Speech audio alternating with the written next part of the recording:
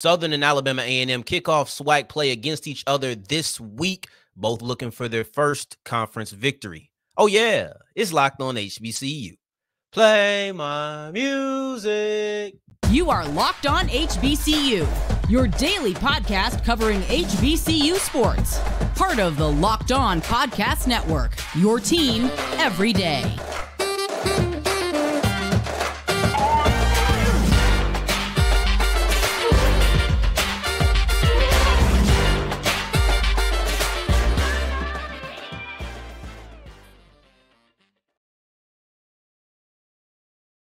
Family, welcome back to another episode of the Locked On HBCU podcast, your number one daily one-stop shop for everything HBCU athletics, Monday through Friday, part of the Locked On Podcast Network, your team every day. And I, of course, am Darian Gray, aka the Mouth of the South, Texas Southern alum and former TSU Herald sports editor and current contributing writer at USA Today's Saints Wire. Thank you for going on this journey with me, making Locked On HBCU your first listen of the day, every day. And remember, just because the mic cuts off does not mean that the journey is over. Just means it's time to follow me on Twitter. At South Exclusive, starts with an S and ends with an S. Today's episode is brought to you by LinkedIn. In these days, every new potential hire can feel like a high-stakes wager for your small business, and that's why LinkedIn Jobs helps you find the right people for your team faster and for free. Post your job for free at linkedin.com/lockedoncollege. Terms and conditions do apply. Now, we have a big one, and I'm excited for this one. I ain't gonna lie. We have Southern versus Alabama A&M. They are kicking off their SWAC conference play this week against each other down there in Baton Rouge. And of course, you know, we have our three matchups.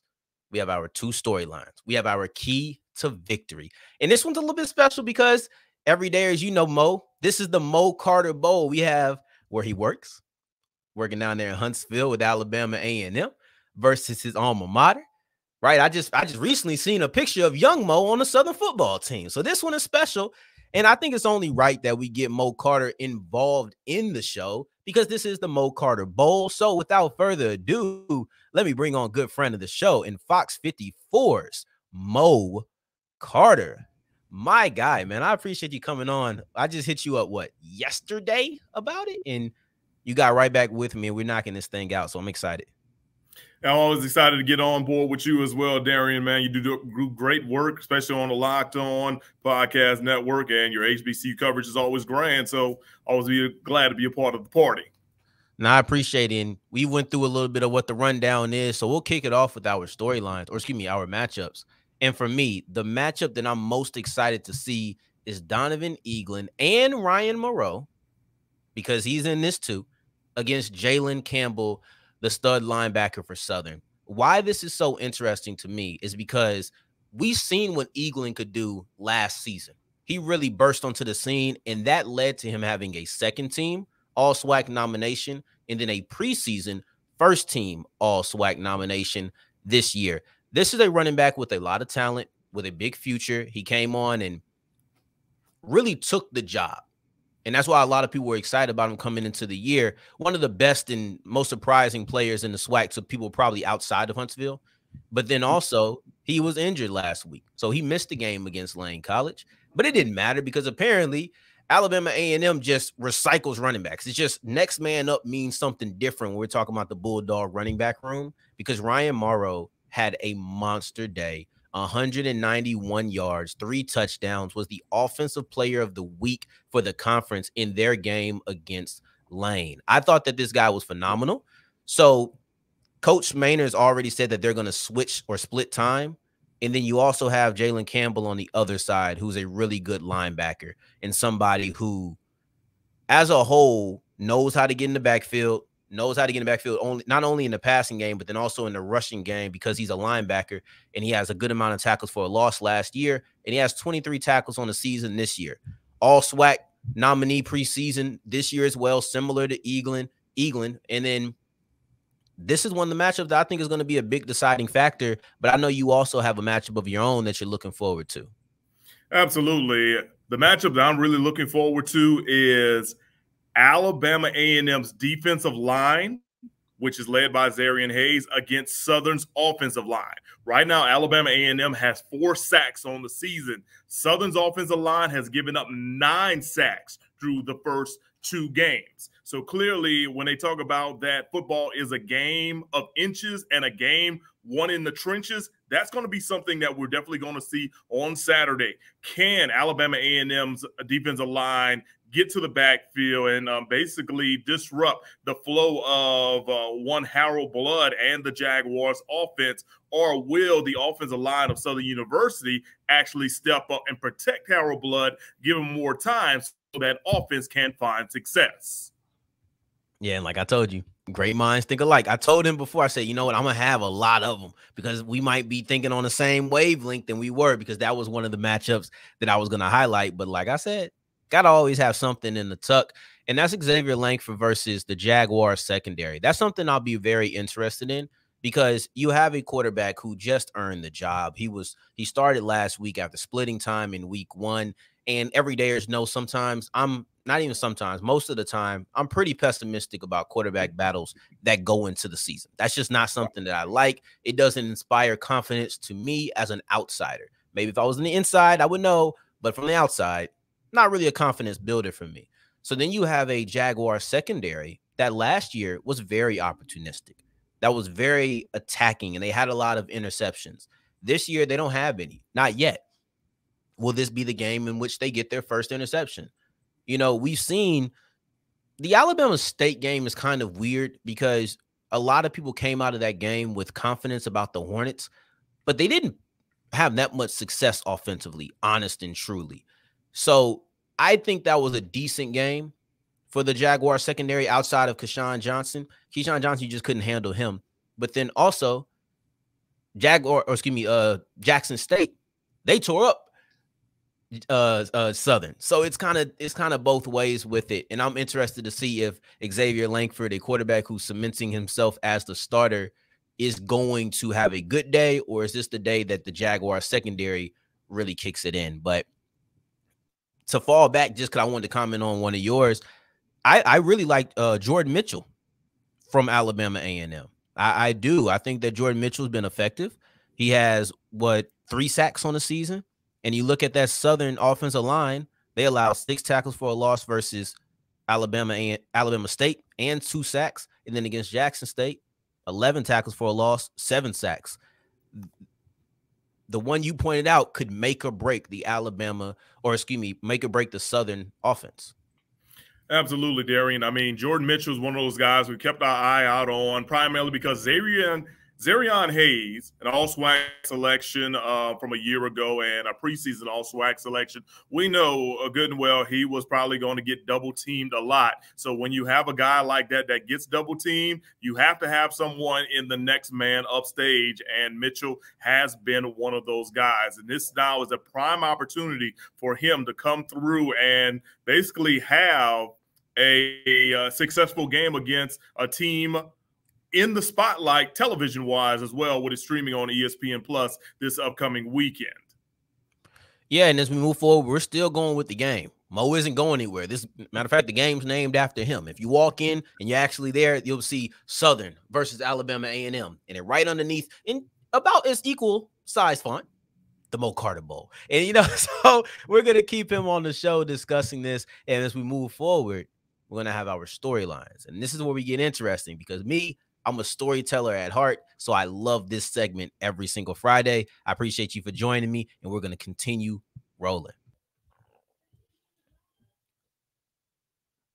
Today's episode is brought to you by LinkedIn Jobs. And listen, every new potential hire feels like a high-stakes wager. And I'm sure anytime you wager, you want to make sure that you win. If you're going to risk something, you want to make sure that you come up with a lot of reward. And that's the thing about LinkedIn Jobs, is that they provide you the reward, or at least the best opportunity to be able to get there. You find the right people. You can find out their attitude, see if they meet the kind of the symmetry, or the what's it called? The chemistry. That's what it's called. The chemistry of your team. You can find out they're qualified to do the work. There's all of these things to be able to find the right candidate faster. We want to make the right decisions quickly. right? So that's what you can do on LinkedIn Jobs. All you have to do is go to linkedin.com/lockedoncollege. You can post your job for free with the purple hashtag hiring frame. Go to linkedin.com/lockedoncollege and make the most of your wager. As we continue rolling on today's episode of Locked On HBCU, I appreciate you for making this your first listen of the day every day. Now, I'll be dropping this episode pretty early. Whether you get to it before 10 a.m. or not, we'll still have our college football kickoff live show from 10 a.m. to noon, streaming live on the Locked On HBCU channel. I'll be a part of that within the 2 hours. I won't be the whole 2 hours, but I'll be in there. So make sure you guys stop in, have a little bit of fun, and see what the other conferences and other schools are talking about. But right now, we're discussing Southern versus Alabama A&M, and we have our storylines. I went first when it came to the matchups. So I think it's only fair that, Mo, I allow you to go ahead and go first with the storylines. What storyline in this game are you looking the most forward to? Can Alabama A&M end the long losing streak in Baton Rouge? The last time Alabama A&M won a game in Baton Rouge, Louisiana was 2007. I just so happened to be a junior on the Jaguars football team. We played them in week 6 of the season that year, and we were the #1 ranked team in the Sheraton Bowl at the time. Alabama A&M might have been about number 5 or 6, but they were the defending SWAC champions, and they scored a 33-28 victory over us in that contest. But ever since then, in the years that Alabama A&M has made a trip to South Louisiana, they have not been successful. The last time they went there, 2019, in an epic shootout, which was homecoming for the Jaguars, in which Aquil Glass definitely put on the show, but it was late game heroics by Southern's defense, which got them the ball back late in the series to actually get a late touchdown, and then the defense sacking Aquil Glass as time expired as he was in the red zone. And even if I go back a year before, down in Mobile, Alabama A&M had a 2-touchdown lead on Southern majority of the game, and then they could not hold on to that contest. So if you look at it, the road woes for Alabama A&M against this Jaguar squad have, been continuous for well over a decade now. And the big thing I'm wondering is, can they find a way to definitely end it? And considering that Alabama A&M has a lot of momentum from last week, and Southern, they're a little bit panic mode. I'm just going to say a little bit. I'm not going to say full, because I have to put myself in the form of a player and also probably coaching staff as well, knowing that their season's still ahead of them because those first 2 games were non-conference. Yes. Because of that, back is against the wall, and I hate to say it, this is a must-win for Southern as they get ready to go into a bye week, if I'm not mistaken, the following week. So I know we're not supposed to do the whole back and forth right away, but would you happen to know just the overall record over the last, 16 years? Who has the overall lead in that time frame? Oh, off the top of my head, I do not. That would be interesting. Now, there were some years that they didn't play each other as well, because I know my senior year, we did not play them because the SWAC went back to an 8-game schedule, and that was the year we didn't play Alabama A&M. But I do know that there's been a number of years that the Jags have had, they've got a decent win streak against Alabama A&M for some times too, because I know they came up here in 2016 and won. I don't want to give wrong information, but I know for sure, basically, since then, Southern has basically won majority of the games. I know Alabama A&M has at least 2 home victories, but everything else has been pretty much Southern. Let's see. I see it on here. Let's see if I can scroll down. Oh, that's too much. I'm not going to go through each one. It'll take too long for me to get there. But I'm looking at right now, the Jaguars on 3, 4, 5, 6. They're on a 6-game win streak. So Alabama A&M hasn't won this game since 2012. This is actually really interesting. Oh, it's not that much, actually. So they're 6-2 since 2007, since that game. So I remember that 2012 game, and it went into overtime. And if I remember correctly, Southern's kicker missed the extra point, and Alabama A&M's kicker got it, and that's how they won. Oh, okay.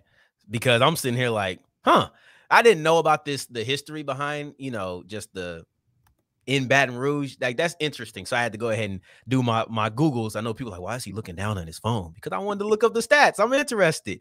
But my key to victory, or excuse me, not my key to victory, but my storyline to watch is the return of Gary Quarles. Like, that's interesting to me because I'm one of the guys who I really do like movies. I like stories. I like those type of things. That's one of my favorite things. I've said it before. If I could sit on this platform every single day and tell a story every single day, I would. If I could interview people, I love storytelling.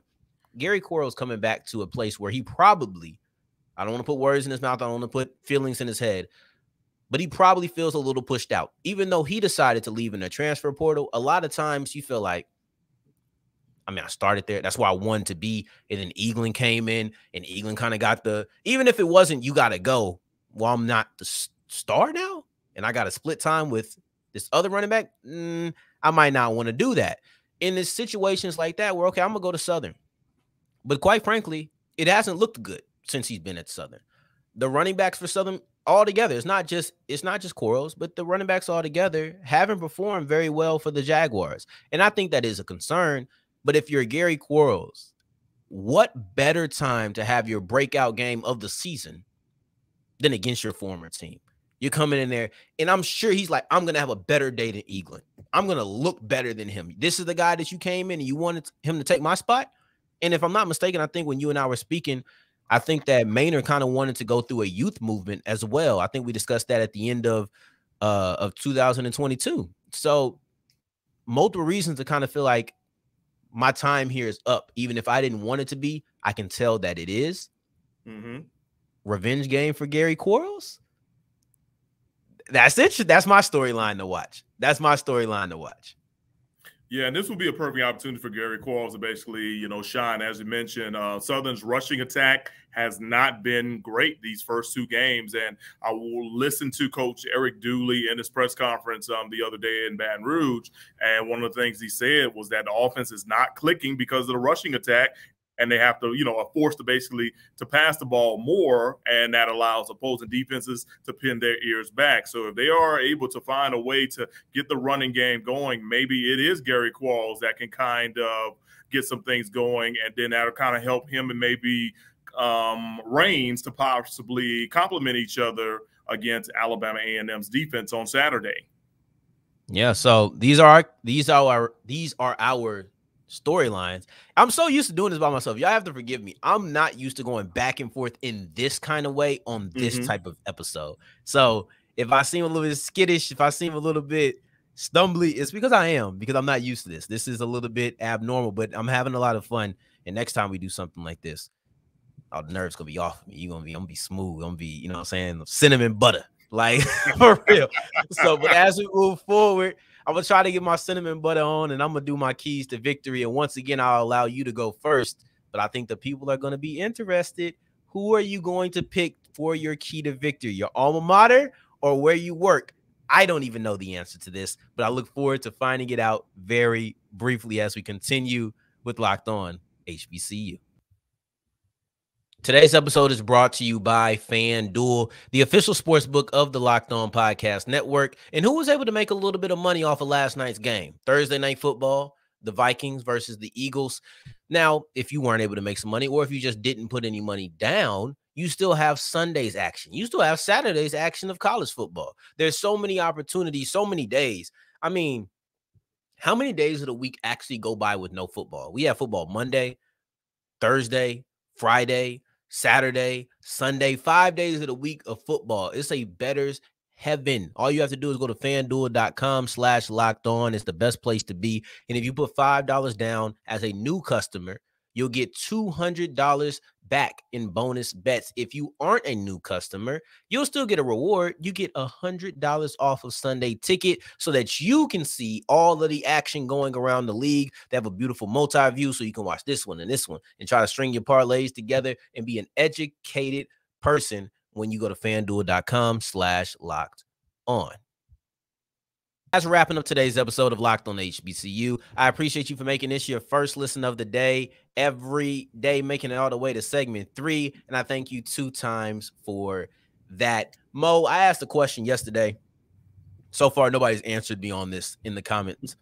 But when you put up the number 3 with your hands, do you touch your index to your thumb or your pinky to your thumb? I do pinky to my thumb.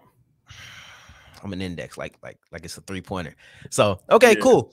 Okay, I do pinky to the thumb only because if I do this, you know, yeah, you know, I'm not a D9 guy, so.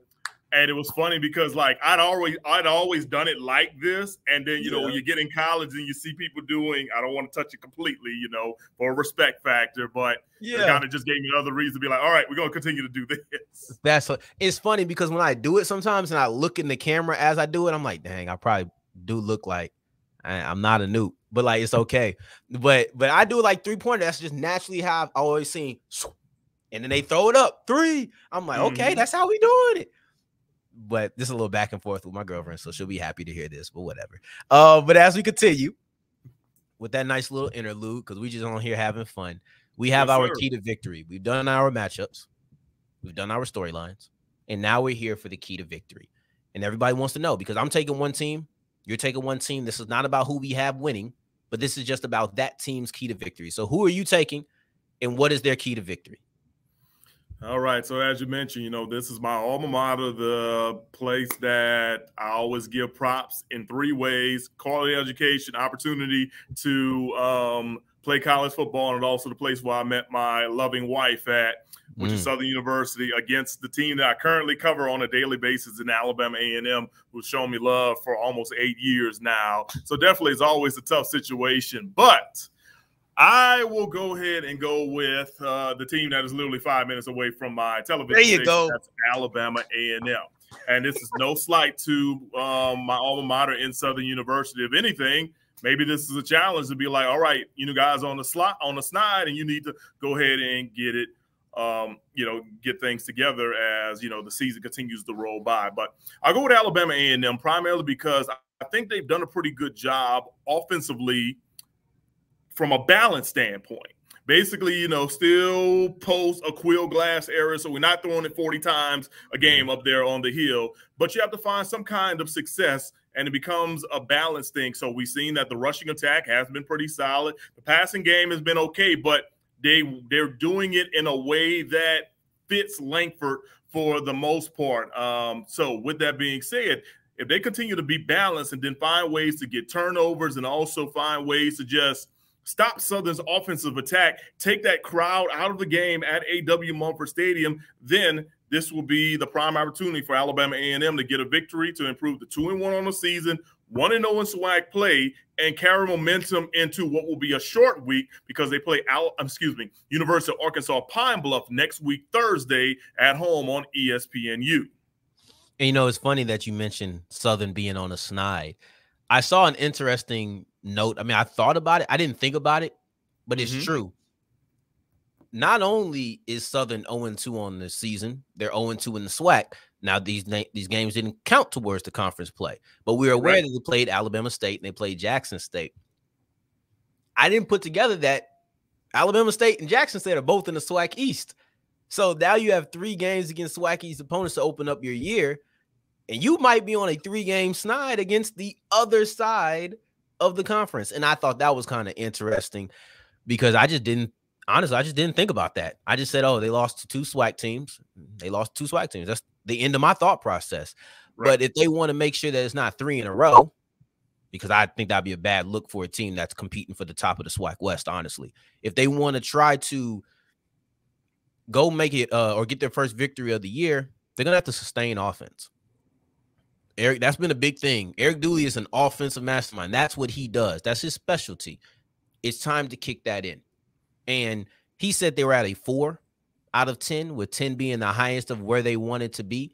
So they aren't even halfway to where they think they are, what they could be, or what they want to be. But overall, I'm looking at Southern, who they scored in the first quarter of both of their first 2 games. But then after that, things get stale. Against Alabama State, they scored 10 points in the first half. After that, they were absolutely shut down. They had 4 turnovers in the second half alone. Matter of fact, they had 7 drives in the second half. 4 of those are turnovers. It's unacceptable in 30 minutes of play that half of your drives result in turnovers. That's just unacceptable. You're not going to win. against anybody playing like that.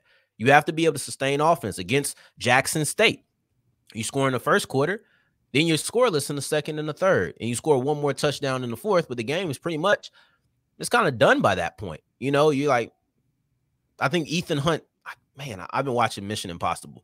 I think Andre Hunt, I actually just finished watching Mission Impossible before we got on. Okay. But Andre Hunt kind of stole all of that momentum away. So it was one of those type of situations where your offense is stalled out in each of the first 2 weeks. You just haven't looked good after the first quarter, and that's a problem. Harold Blood has struggled after the first quarter. Everything has went down, and if you're trying to come up with your first victory of the season, this has to be a trend that you break this week. You're going into SWAC play. All those other games were against SWAC opponents, but they mean nothing.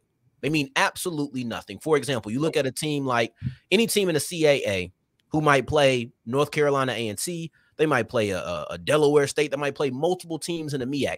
Those games mean nothing outside of the game against North Carolina A&C. So it's not about just how many HBCUs you play. It's about what HBCUs you play that actually impact your chances at the end of the year. Yes, sir. And for Alabama State, Jackson State, I'm sure those were tough losses, especially in the Boombox Classic. It was tough to have to go through that. But if we're looking towards the Celebration Bowl, those games do absolutely nothing to your chances. You won them, nothing. You lose them, nothing. So if you want to win this game and you want to start your path to the Celebration Bowl, you have to sustain offense beyond just the first quarter. That's my key for them.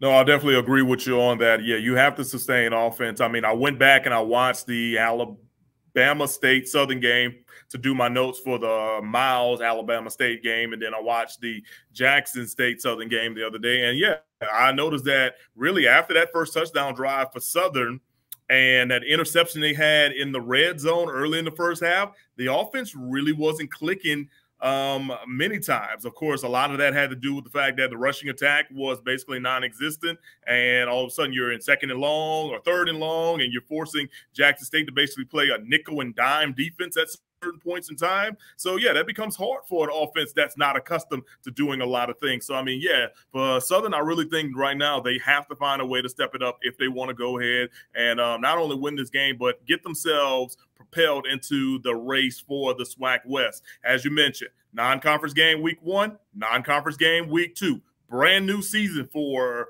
the Southern Jaguars down there on the bluff. But at the same time, yeah, they could probably lose this game and still run the table for the West, but it'd be easier if they got a victory on Saturday to do that. Yeah, and I'll say this one thing, because I'm always trying to find a way. I'm an optimistic guy. I'm always trying to find a way. Okay, maybe this isn't this bad because of this. And I think the one maybe silver lining is maybe you could say it's the opponents you went against. Alabama State and Jackson State have claims to being probably one of the top 3. They probably make up the top 3 defenses in the SWAC going into the year alongside FAMU. By that definition, Alabama A&M would not be in the top 3. So you might be taking a little bit of a step down as far as the top tier defenses that you've been facing. So now you have an opportunity to say, it's not that we're bad. They're just really elite. And maybe we're not elite, but we're not bad. So I think that's a little bit of a silver lining if you're a Jaguar fan. So that's a little nugget. That's the hint of optimism you get for staying this whole time and listening to myself and my guy Mo Carter, who this is completely named after, the Mo Carter Bowl. So I appreciate it, man. Good luck to both of your teams. I think you made the right call going with Alabama A&M, because Southern ain't going to drive all the way down to Huntsville to come get you. But Huntsville, they'll drive 5 minutes to come get you if you start talking about Southern. But I appreciate you, Mo. You can follow my guy Mo Mo on Twitter at Mo Carter Fox 54. That is Mo Carter Fox 54. And as always, doing great work. I appreciate you, and I appreciate all of you for making this your first listen of the day every day. We'll be back to recap this game on Monday and more, so be on the lookout. But in the meantime, in between time, if you're looking for me, you can find me on Twitter at South Exclusives. Until the next time that we hear each other, family, take care. Stay blessed. Peace.